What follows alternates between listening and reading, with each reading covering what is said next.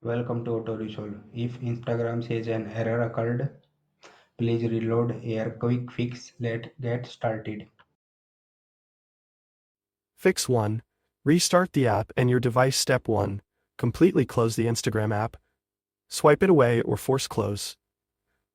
Step 2. Restart your phone. This can clear minor glitches swiftly. Step 3. Reopen Instagram and check if the issue is resolved. Fix 2. Check your internet connection. Step 1. Toggle between Wi-Fi and mobile data. Step 2. If on Wi-Fi, restart your router or enable airplane mode briefly, then disable it. If on mobile data, try Wi-Fi instead. Step 3. Retry loading the app.